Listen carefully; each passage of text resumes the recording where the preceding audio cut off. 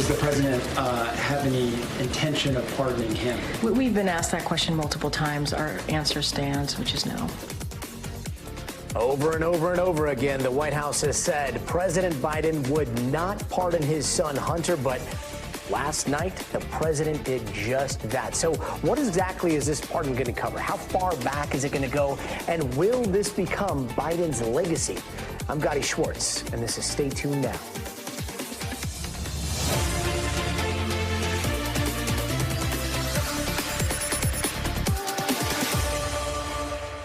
And for months, we all saw President Biden and those around him very upfront when they said there would be no pardon when it comes to his son, who was convicted on federal gun and tax charges. Have you ruled out a pardon for your son? Yes. It's still a no. It will be a no. It is a no, and I don't have anything else to add. Will he pardon his son? No. I could speak for the president, and he said he would not pardon his son, and I'm just going to leave it there. But just last night, President Biden flipped on all of that, using his executive authority to issue a sweeping, full and unconditional pardon for his son for crimes which he, quote, has committed or may have committed or has taken part in, with experts saying Hunter Biden's pardon looks a lot like Richard Nixon's, something we'll talk a lot more about in just a moment. But for his part, Biden says he wrestled with the decision, ultimately doing so because there was a, quote, miscarriage of justice and that his son was unfairly prosecuted. Today, the special prosecutors on the case seem to push back on those claims, calling them baseless. Now, this whole thing is extraordinary, but here's the kicker. This pardon coming just days before Hunter Biden was set to be sentenced in 2 separate criminal cases. And let's bring in NBC News senior White House correspondent Kelly O'Donnell. Kelly, are we hearing anything beyond that statement from the president tonight? We haven't. He was asked questions. He is out of the country now in Angola for a few days of visiting that country, and reporters shouted questions to him. He did not respond. So we have the lengthy statement that he put out. We have the text of the pardon itself. And basically, we know that the president has given this a lot of thought. He said he wrestled with the decision. He was with his family on Nantucket, including his son Hunter, over the holiday.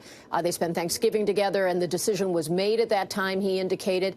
The timing seems to be recognizing the fact that in mid-December, there were 2 sentencing dates coming for Hunter Biden on the charges in Delaware and California. So that's one kind of deadline. Another is this foreign trip, and obviously the holiday season getting deeper into it. And he said once he made the decision, he felt there was no need to hold back on it, going public with his long commentary saying he believes in the justice system, but at the same time, he believes, in his words, raw politics infected this process, leaving his son, in his judgment, being treated unfairly. A number of people view this differently, and certainly the president's getting a lot of criticism. Gadi? I appreciate the clarity on the timeline there. Drilling down into that a little bit more, though, what you just said, like, it is important to note that this isn't Trump's DOJ. This was the DOJ under President Biden. What's the reaction been like on both sides of the aisle? Well, certainly there is strong reaction. And on a human level, there are a number of people who acknowledge that they get it. As a father, he wants to protect his son. They understand that part of it. But many people in both parties have been critical and say that this undermines confidence in the rule of law. For Democrats, they're concerned about that because they know that a coming Trump administration, that has been one of the arguments they've made, that it's been too politicized. So they think that's harmful. Republicans have also said they don't like the fact that they were told by the president and by White House officials there would be no pardon, and yet the pardon happened. So they feel like they've been misled and lied to, and they consider it an abuse of his power. So there are strong feelings about this and what it means. Of course, presidents have before pardoned members of their family. President Clinton did it with his brother Roger. President Trump did it by marriage, pardoning his daughter Ivanka's father-in-law, Charles Kushner, in the first Trump term. Gadi? Kelly, thank you. Joining us now to break this down a little bit more is Kim Whaley. She's a professor of law at the University of Baltimore, and she literally wrote the book on this stuff, Pardon Power, how the pardon system works and why. First off, Professor, thanks so much for being with us. Is there anything that stands out to you here differentiating this pardon from some of the ones we've seen in the past? Well, Well, it was mentioned that the broad language of the pardon looks like the Richard Nixon pardon. I believe if you look at Joe Biden's statement accompanying the pardon, he makes a comment about how he believed this would not end here. That is, the investigations and prosecutions of his son. And so I think the wording of that is broad because he wants to insulate or immunize his son from what Donald Trump has promised to be a vindictive Department of Justice that is used to go after political enemies. So I think we're in a new day, Gadi. We're moving forward with a new era of the Department of Justice that we've never seen in American history. And I would venture to guess that that is what makes this pardon unique. Arguably, Biden was responding to what is a terrifying prospect come January 20th, 2025. We'll have to see if Donald Trump follows through. But so far, given his picks for DOJ, Attorney General, as well as FBI, I think we can expect, the fear factor is going to kick in. And reading this pardon, I mean, it dates back and seems to cover crimes he may or may not have committed all the way back to 2014. What is the significance of 2014? Well, some have said that kind of is the time period for his engagement with Burisma, the Ukrainian company that the Republicans in Congress have for a long time now sort of said there's some there's some criminal activity there. The crimes for which he was both convicted by a jury in Delaware as well as pled guilty in California, those coincided with his slip into addiction after the death of his brother Beau from brain cancer. And setting aside the fact that he's President Biden's son, just looking at the history and the reason behind pardons, which is mercy traditionally, one could argue that these low-level offenses, given the tragedy of addiction he was going through in that moment, came out of it, paid back the tax burden, et cetera, maybe he would, standing alone, qualify for a merciful type pardon. This doesn't smack of as a corrupt pardon, unlike some of the ones that Donald Trump did at the end of his last term. And presidents pardoning families, this doesn't seem to be sitting well with lawmakers, even members of Biden's own party. Democratic Congressman Jerry Connolly, he said this on CNN today. Take a listen. I really think we have to revisit the pardon power in the Constitution. And at the very least, I think we've got to circumscribe it so that you don't get to pardon relatives, even if you believe passionately they're innocent or that their cause is just. All right. So we've seen Trump pardon family members. We've seen Clinton pardon family members. How does this work? And do you think that that's practical? Do you think that we should revisit the Constitution on this? I do. I talk about it in the book. I think there needs to be constraints on the pardon power. It has been misunderstood. There's been a mythology around it since the Civil War that it somehow is a relic of a king when the rest of the parts of the Constitution, the president's powers, are checked by other parts of the Constitution. That being said, in the immunity ruling this summer, the Supreme Court made very clear the pardon power is core. So I think any attempt by Congress to put restraints on it would be struck down as unconstitutional. The pardon power is core, but I do want to ask of you, especially with your background on the history of the pardon. Pardon to me, at least when I was coming up through political science, in college, was like it was connected with the word shame, almost this cloud of shame, right? Is that still the case? Pardons and shame, do they still go together like they used to, or are we entering uncharted territory here?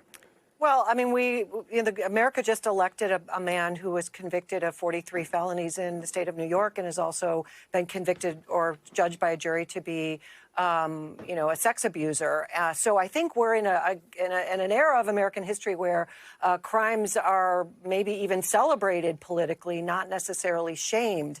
There is dicta. There's language floating around in old Supreme Court decisions suggesting that acceptance of a pardon is guilt, is an admission of guilt. That being said, we've seen posthumous pardons of people who have passed away that were prosecuted around their race, for example, shameful episodes of of American history that pardons have been used to correct retrospectively, and I don't think anyone would suggest those pardons actually did the opposite. They demonstrated the lack of guilt.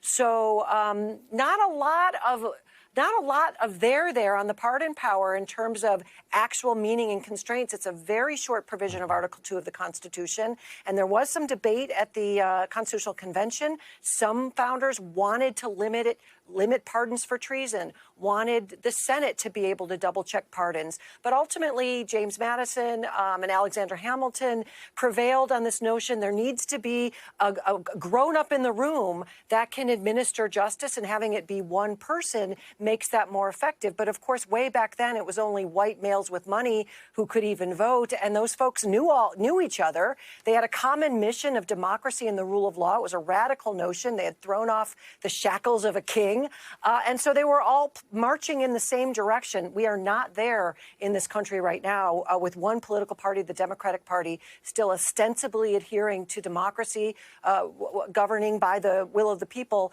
and frankly, the Republican Party under Donald Trump forging ahead with something more like authoritarianism.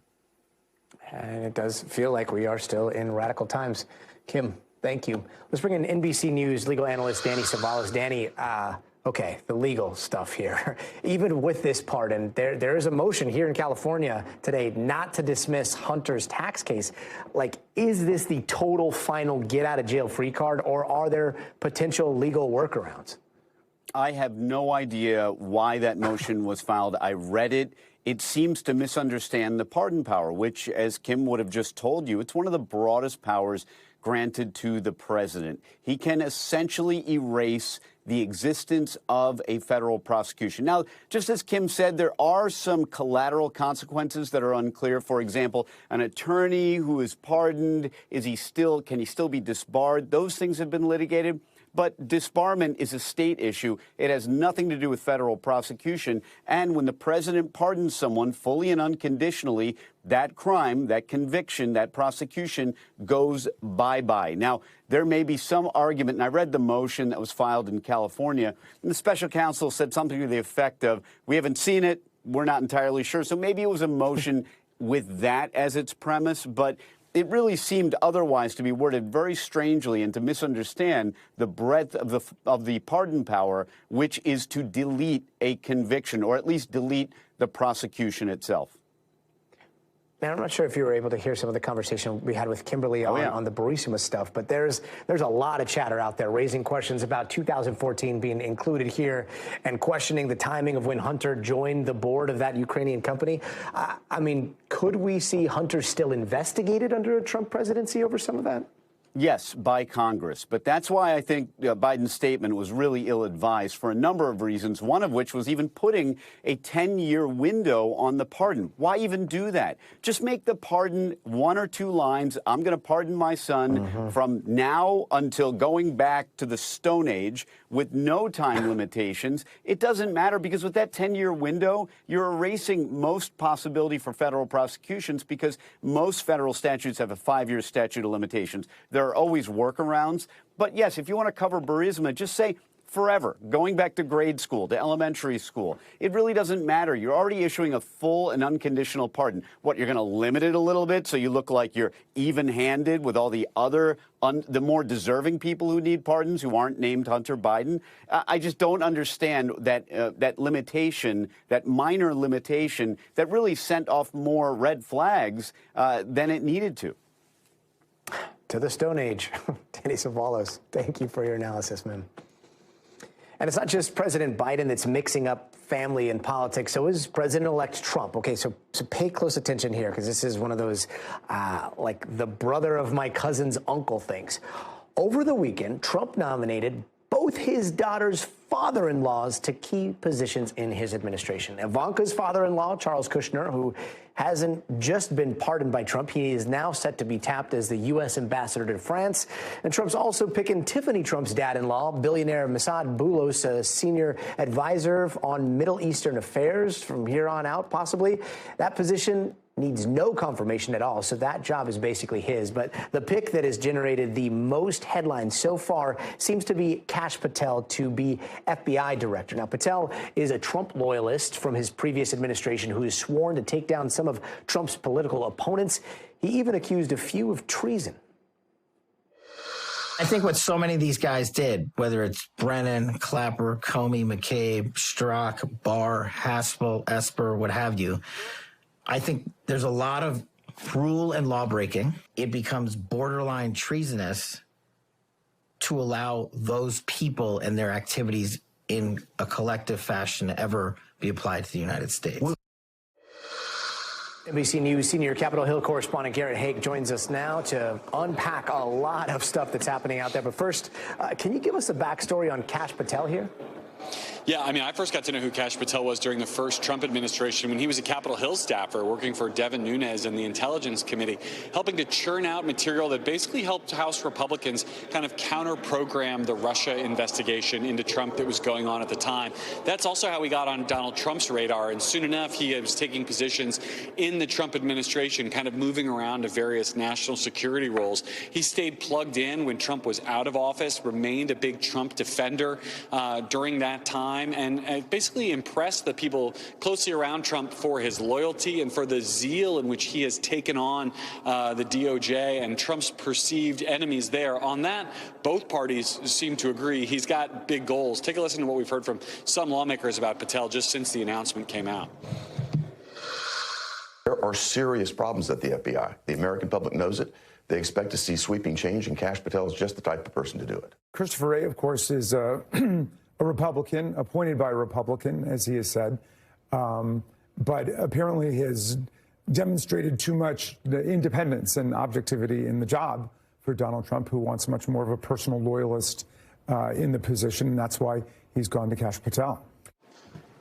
Gadi, Jamie Raskin makes the point there that the job of FBI director isn't actually open at this point, but I think it speaks to the desire that Trump has to get disruptive people into these agencies, particularly related to the Department of Justice, that he's willing to make this announcement now, figure out exactly how to get Chris Wray out of that role later.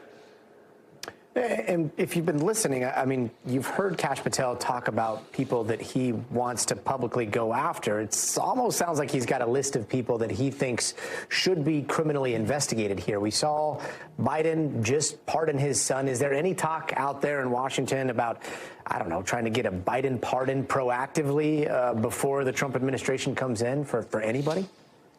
I've heard that sort of floated, Gadi, but frankly, mostly on social media. I've not heard really serious conversations about that. I mean, in some part because the list of folks who Patel says he might want to go after is so long. He lays out dozens of names in the appendix to his book. He's even floated going after members of the media pretty broadly to basically include anybody who reported on the fact that the 2020 election, in his view, was stolen. Of course, it wasn't. Or the Russia investigation into Donald Trump during the first Trump administration. So you'd have to throw a pretty wide net to shield everybody who might be on Patel's list here. And I think this is one of the things that's going to come up when he starts his meetings with senators. We did hear from some Republicans today that there's not a lot of appetite for a kind of revenge tour like Patel has laid out. And he's going to have to show some of the Republicans who would need to vote for him to be confirmed that he can focus on the work the FBI has to do, not necessarily on his sort of discretionary project of punishing Donald Trump's enemies.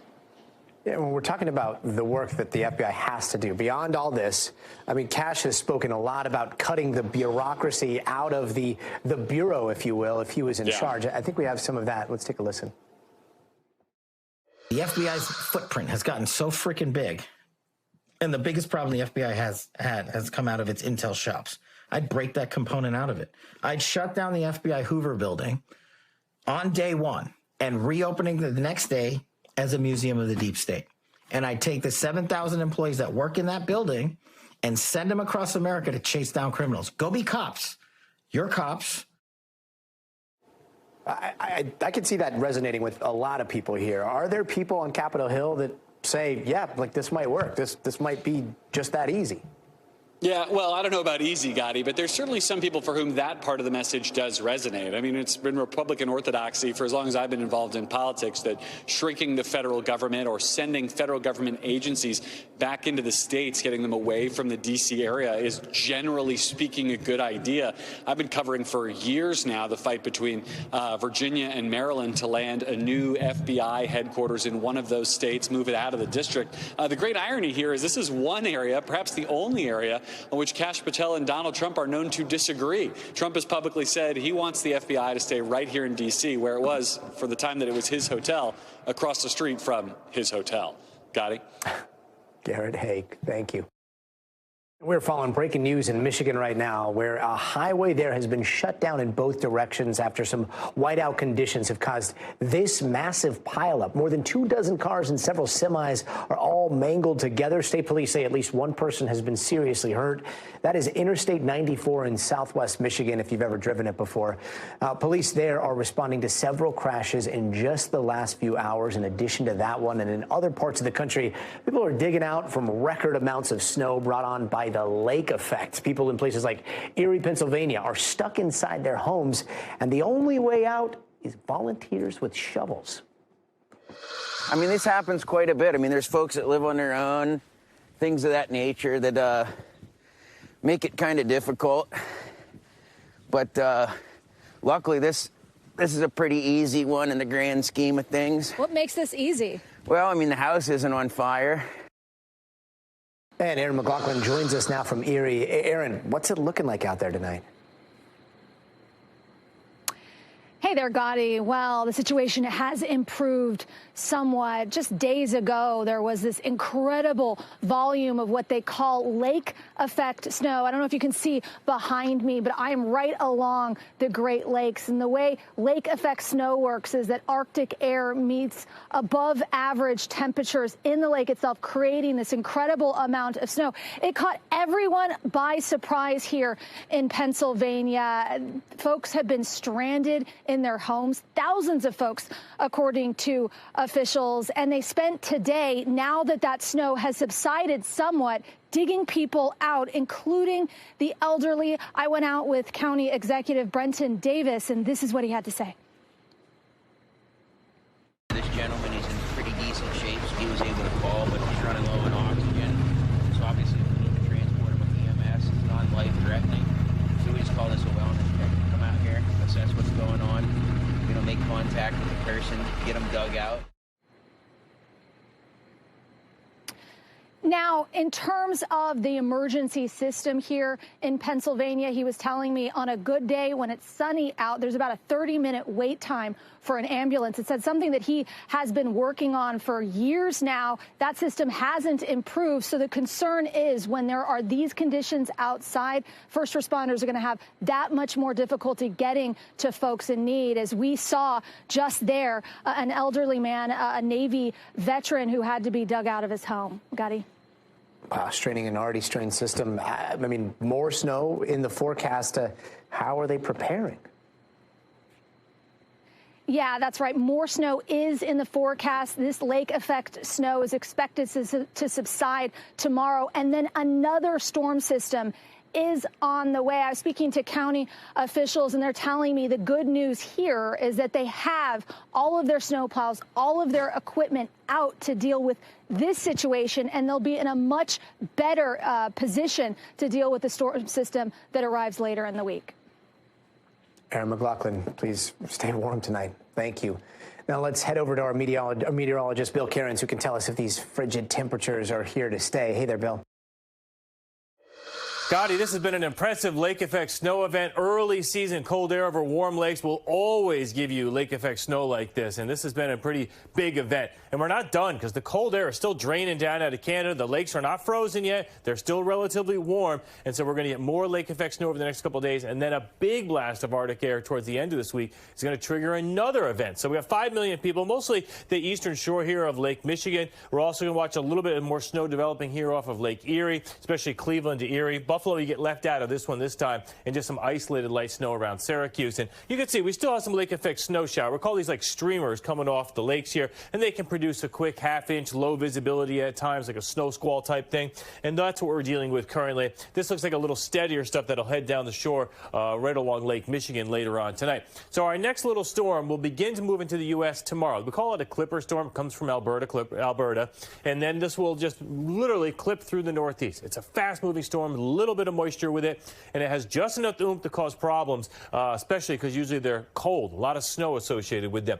So this is all the white and blue is snow as we go throughout the day Wednesday. By Wednesday evening, we have snow throughout areas of Michigan. We're from Cleveland to Buffalo, also through areas of the Northeast. Wednesday night into Thursday morning is the peak of the snow in New England. It actually enhances a little bit. This snowfall forecast has been going up a little bit. Mostly rain south of Boston down towards the Cape. New York City may see some snowflakes, not really expecting much to stick. And as far as accumulations go, there's two things going on here. We have the clipper, and then behind it, we have the lake effect snow. So with the lake effect behind the clipper system, that's where we could get another 1 to 2 feet. The same areas that just got the heavy snow this past weekend. But where you see everywhere else here, the Hudson Valley, all the way through central and northern New England, southern portions of Vermont, these are all areas that could get enough snow for maybe some delays for the schools on Thursday. And there may actually be some plowing, too. So for tomorrow, we're still very cold in the areas of the east. The west is actually above normal. It's actually warmer than it should be in many cases, and it's going to stay that way. All the cold air is going to come down through Canada again. Look at the low temperature. Minneapolis, 7 on Friday. Bismarck, -3. Chicago, 14. And that's what's going to kick off that next little blast of cold air. And everyone's been asking me, are we going to see a really cold winter? Well, the December forecast doesn't even have anywhere below normal. So even with this very cold start, do not expect it to last. The second half of December looks much warmer for the Great Lakes and the Northeast, and for that matter, the entire southern half of the country, Gadi. Bill Cairns, thank you. And Thanksgiving proving to be a record-breaking holiday weekend, with TSA saying from that Wednesday before Thanksgiving to yesterday, more than 12 million people passed through airport security checkpoints. And NBC's Sam Brock is at LaGuardia Airport with more. Hey there, Sam. Gadi, good evening. I'm standing right now in the middle of LaGuardia Airport. This is one of the busiest airports in the entire country. They have had a total of 2 cancellations in the last 48 hours. This is the Sunday and Monday after Thanksgiving. That's incredible to hear, but it's not exactly an isolated case either. Chicago O'Hare today had close to double digits, about 10 cancellations. Atlanta at times about 5 or 6. Philadelphia 0. You're talking about some of the major hubs in the country, but few cancellations. There have been a number of delays, but the misery map, frankly, just hasn't been that bad. You talk about today specifically, it's been a few thousand, close to 100 cancellations. On Sunday, which is empirically the highest volume travel day of this entire window for Thanksgiving, we had almost 7,000 delays and 120 cancellations. Sounds like a lot, but everything needs to be contextualized. The FAA said that if you look at these numbers from Tuesday through Saturday, 0.3% of all flights were canceled. Just over 1% were delayed. So, yes, it can be a little frustrating at times, especially with this nasty weather that's hitting a huge portion of the Midwest and Western New York, the Great Plains. All of that aside, and high volumes of travelers as well, things have gone off pretty smoothly. And it comes at a time when Sunday was actually a record number, almost 3.1 million passengers screened.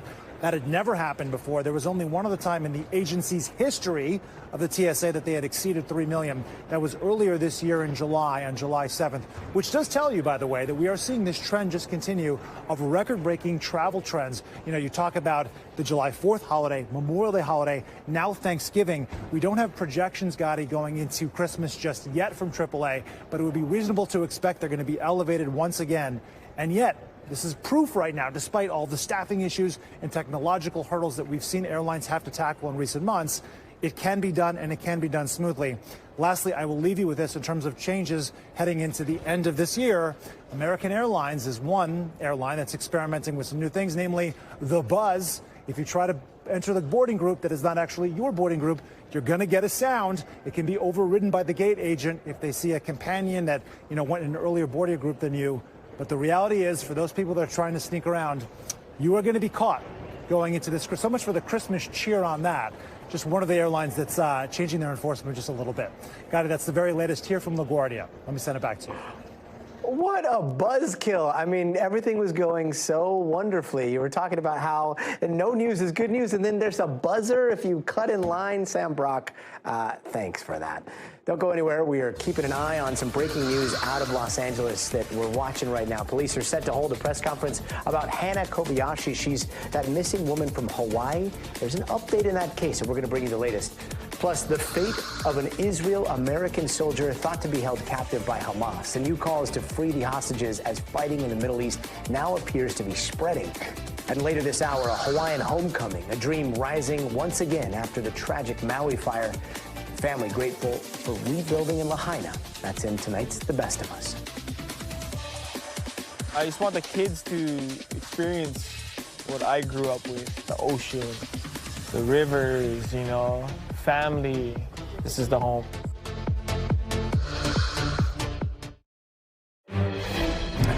Hey, we are following breaking news happening right now. The LAPD is saying they have new information about the disappearance of Hana Kobayashi, who vanished after she missed a connecting flight from LAX to New York. Right now, they are talking about reviewing new surveillance video that may have led them to believe that her whereabouts are possibly in Mexico. Let's take a listen. Bag through to New York. She requested her bag be sent to her at LAX, where we have surveillance footage of her retrieving it from the baggage carousel on November 11th. LAPD Missing Persons Unit has conducted extensive witness interviews, reviewed video surveillance, and collaborated with local and federal law enforcement agencies on this case. To date, the investigation has not uncovered any evidence that Kobayashi is being trafficked or is the victim of foul play. She is also not a suspect in any criminal activity. Additionally, the investigators noted that before departing Maui, Kobayashi expressed the desire to step away from modern connectivity. Our priority is ensuring Ms. Kobayashi's safety and well-being, and we urge Ms. Kobayashi to contact her family, law enforcement, or personnel at the U.S. Embassy to let us know that she is safe. She has a right to her privacy, and we respect her choices, but we also understand that the concern her loved ones feel for her. A simple message could reassure those who care about her. While the LAPD investigation will not continue into Mexico, if anyone has credible information about Hana's whereabouts, please contact local law enforcement. If Kobayashi returns to the United States, law enforcement will be notified. The missing person case will remain active in the missing and unidentified persons system until her safety is confirmed by law enforcement. Anyone with additional information regarding this case may contact the Los Angeles Police Department at 877-LAPD-24-7 or 877-527-3247. Anonymous tips can also be submitted to Los Angeles Regional Crime Stoppers at www.lacrimestoppers.org. Let me open it up now if you have any questions. If I cannot answer them, if the detail is such, I will refer it to one of my partners here. I'm sorry, say that again? At this point, we have not been able to determine any crime has been committed. Chief, given that there's no reason then for any law enforcement agency to detain or arrest her at all at this point. That's correct. Is there any indication from her family that there were arguments, disagreements, problems prior to her leaving Hawaii and during a period of a month where she's been sort of seen, not seen? Yeah, I mean, it's no indication that there would be anything to cause this to happen in this fashion, for her to go off. But like any family situation, you know, who knows what the dynamics are.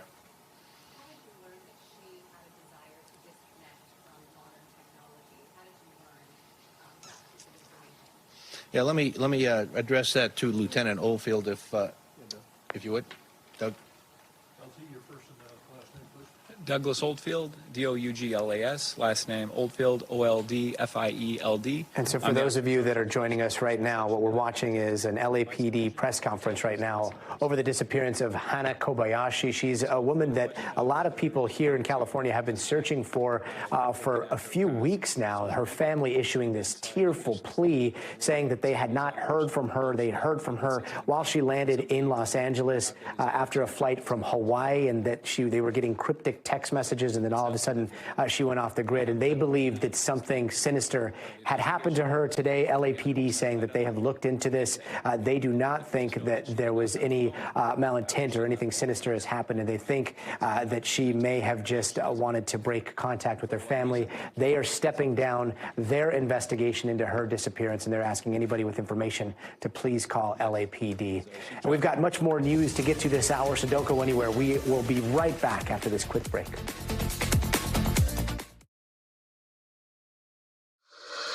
Hey, welcome back. Let's take a quick look around the world. A UK judge says he will decide in January whether the Colorado woman accused of killing her kids should be sent back to the United States.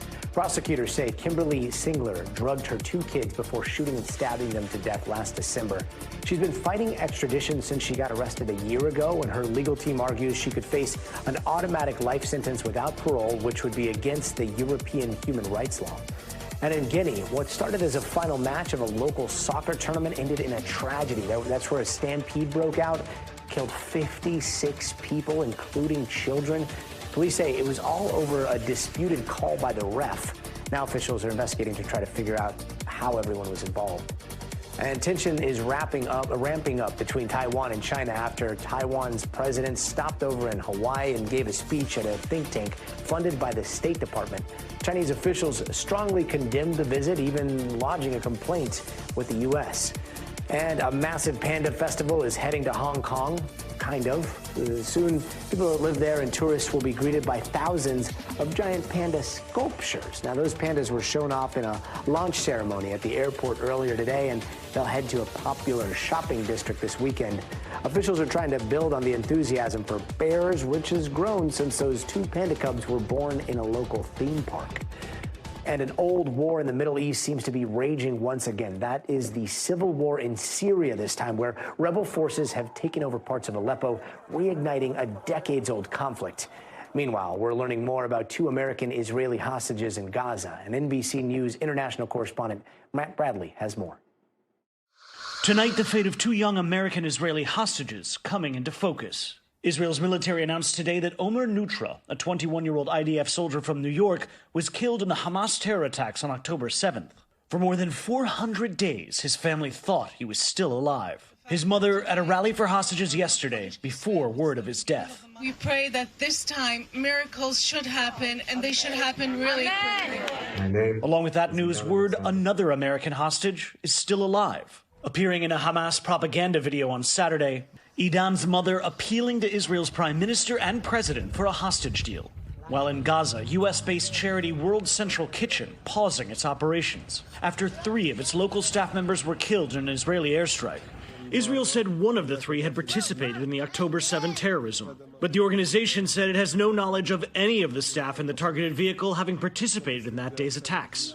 Meanwhile, war in the Middle East appears to be spreading. Syrian rebels launched their first major offensive against the regime of Bashar al-Assad in nearly 5 years. The regime and its Russian backers answering, with more than 400 airstrikes in the cities of Aleppo and Idlib, according to a UK-based human rights group. Thousands of people, if you can say now, fleeing their homes. The situation is getting worse and worse as we are talking now. The big question now is whether the Assad regime can mobilize to defend itself or whether the rebels will keep winning territory. Hey, welcome back. And here are some of the other headlines we're watching tonight. We have just learned that the Coast Guard has suspended the search for 5 missing people in Alaska. Now, a fishing boat apparently capsized on Sunday. Those crew members sent some sort of Mayday call, but then lost communications. Officials have been searching over 100 miles with boats and helicopters, but so far they only found strobe lights and some cold water wetsuits. And even more breaking news tonight after the woman who killed a bride hours after her wedding pleaded guilty and was sentenced to 25 years in prison. Jamie Komorowski killed Samantha Miller in a crash while driving drunk. And today in court, Miller's family gave some pretty raw statements. It was light. She was love. And she was amazing. You took the greatest human being I've ever met. She's not coming back. She's gone. For the rest of my life, I'm gonna hate you. And when I arrive in hell, and you come there, I'll open the door for you. And Komorowski was driving 65 miles an hour at the time with a blood alcohol content of 3 times the legal limit when she was arrested. And a former Kansas City police detective was found dead. This comes right after a federal trial was set to begin for allegedly sexually abusing black women. Now, police found Roger Golbsky today in an apparent suicide, according to sources, after he failed to appear in court. Officials say there's no indications of foul play. And it looks like the Supreme Court is going to continue to allow regulations on flavored vapes.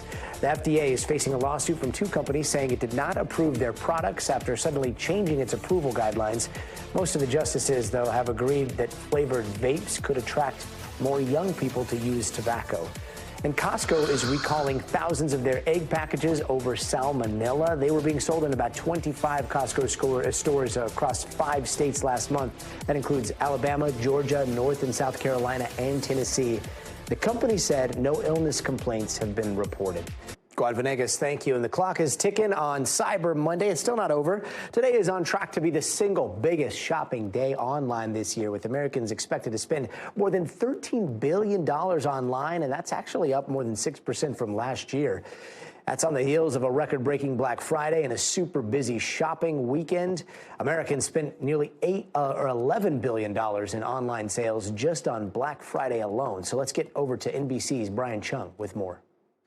Well, hello from outside this Amazon fulfillment center in Robbinsville, New Jersey. Amazon is gearing up for what could be a record Cyber Monday after they already had a record Black Friday. They said tens of millions of customers from around the world placed a record number of orders for items in addition to a record number of sales for that holiday. Amazon gearing up for what could be a record-breaking day on Cyber Monday as well. Now, when it comes to the types of things that experts tell us you should be watching out for on Cyber Monday, they say watch out for fall apparel because a lot of retailers are trying to get that inventory out of the way before they shift over to the winter, as well as electronics, which they say could see the deepest discounts today. Now, e-commerce is so interesting because data from MasterCard showed that on Black Friday, Americans increasingly turned to e-commerce and turned away from in-store shopping. They said that in-store shopping grew by just 0.7% over the last year, whereas when it came to Black Friday spending online, it was double-digit increase. So this is super interesting when you think about how the days of the doorbusters are no longer really a thing. People might be going to the mall just to check out the deals and see if things fit, but ultimately they're doing that ordering online and also specifically on their phone, where Adobe Analytics says that $128.1 billion are expected to be spent over the holiday season just on your mobile phone. So some super interesting threads on this Cyber Monday, which could break records. But that's the latest, and we'll have to see how the numbers come in tomorrow. Back to you. Brian Chung, thanks. Before we go, it is time for the future of everything and a shakeup at one of the one-time leaders in everything chip. So what does the CEO change mean for Intel? Plus, we're going to take a trip to Hawaii for a milestone in rebuilding that community after the tragic Maui wildfires. So stay tuned.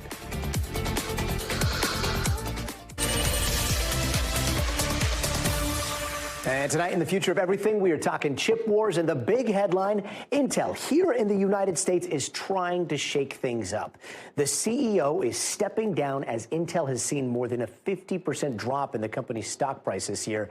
But in the 1960s, Intel was microchips. They changed everything, and the chips they designed laid all the foundation for the modern high-tech era. Nowadays, the American company is falling behind in a big way to foreign competition. Giants like NVIDIA, TSMC are dominating the market with advanced AI chips and a cutting-edge manufacturing process. Joining us now to talk about this move and the motives is Ben Bergman, senior correspondent for Business Insider. Ben, good to see you. How big of a shock is this? I don't think it's a huge shock that he stepped down.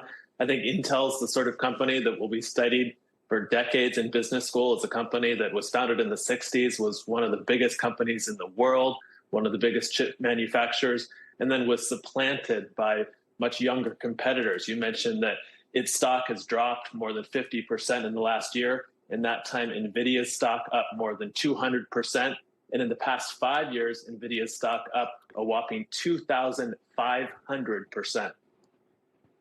This move is happening despite the Biden administration betting big on Intel in the CHIPS Act, right? They got a ton of money. They got around $5 billion because remember that Intel is the only company that actually manufactures chips in the US. All the other companies, NVIDIA and AMD, manufacture them in Taiwan. So the Biden administration and presumably the Trump administration really wants Intel to succeed, but it's not enough, or at least it's not enough quickly enough. And what's next for Intel? How far behind are they? And do you see any shifts, I don't know, in the culture of Intel? They were famously known for, do something, then replicate. And when it comes to the innovative space, they have fallen behind. So what could we see in terms of culture at Intel? Intel dominated personal computers, but then they missed the whole mobile phone revolution and now the AI revolution. And I don't think you have to tell anyone around that. It's no secret there, but Intel probably will spin off, which is something that this outgoing CEO already wanted to do, to separate the design and the manufacturing of the chips. Design and manufacturing, that still seems like magic when you're talking about nanometer technology. Ben Bergman, thank you so much for joining us. And for the past few weeks, people in one New Jersey county have had nightly visitors, and we've talked about it before, drones. Now, this phenomenon is about an hour outside of New York City, and it's catching the attention of the FBI. They want to know where they might be coming from. Adam Harding from our New York City station has more on this mystery. It's not a plane. The mysterious drones keep popping up in the late-night hours over Morris County. Mike Walsh first spotted them in mid-November. Now he sees them all the time. We've been seeing them every night, except Thanksgiving, they seem to take the night off. Pay close attention to the three-pronged lights. Mike says he first heard what sounded like a helicopter from inside his home. By the time he stepped outside, he knew it was something else. He contacted police, but so far he hasn't gotten many answers. I'd really like to see one land and be able to report it, but they're up for a long time. I don't know, where they're taking off from, where they're landing from. This is a video of the Morris County drones with characteristic triangle lights. The sightings have exploded on social media, some casting doubt, others concern. People were thinking like UFOs or people are being spied on. Do you have any concerns about these drones? No. And your reaction to it has been? That's crazy. I wonder what they're looking for. It's all over Facebook and all over our website page. What's your reaction to all of it? Well, it's a little scary. I'm like, what is it? A few days ago, local police agencies issued a statement along with the county prosecutor. In it, they write, there is no known threat to public safety. This joint statement is being issued in response to rumors about the drone activity spreading on social media. We encourage the public to be mindful that what they read online may not be accurate. Today, we learned the FBI is now investigating. It was going pretty slow. It had 3 blinking lights, red and green. Christian Velasquez says he saw it too after leaving work the other day. Like everyone else, he wants to know what's going on. I don't know. It's weird. It's concerning that there's multiple of these being spotted at the same time. It's not just one of these drones flying around. It's 5 at the same time, and they're all around Morris County, and it's definitely concerning. The FBI is investigating. I have an idea. How about helicopters with night vision going up and chasing these things down and seeing where they land? I don't know. We'll see. Adam Harding, thanks so much for taking this seriously for us tonight. And turning now to the holiday season, looking a little bit brighter for one family out there in Hawaii. They are the first to move back into the fire zone in Lahaina over a year after the deadly wildfires there killed 100 people and wiped out an entire neighborhood. Morgan Chesky has tonight's The Best of Us. On an island where heritage runs deep, the town of Lahaina is out to prove a painful past does not define its future. Everything was perfect. Which is why for the Ahi family of 4, We got a bathroom with a crying baby. this home tour is historic. And then we've got 3 bedrooms right now. A 3-bedroom, 2-bathroom miracle rising from the ashes after one of Maui's darkest days. You don't appreciate it until you lose it, We worked really, really hard for that house. And it's hard to see your hard work gone. Mau and Ariel Ahi's dream home, one of the more than 2,000 lost to a fire, forcing many to leave for good, as Lahaina figured out how to reclaim their paradise. There's so many people that need help that I'm just trying to do what I can. Derek Montalvo helping the Ahis fast-track building on a bigger, better home. I can't believe it. We're just grateful and so blessed. Lahaina's very first home back, receiving a Hawaiian blessing all its own, with more than 100 other homes following their lead. We look at this home as like a hokupa'a, as a North Star. I just want the kids to experience what I grew up with, the ocean, the rivers, you know, family. This is the home. Morgan Chesky, NBC News. A North Star and quite the family there. That does it for us tonight. I'm Gadi Schwartz. We'll see you here tomorrow. But until then, stay tuned now. Thanks for watching. Stay updated about breaking news and top stories on the NBC News app or follow us on social media.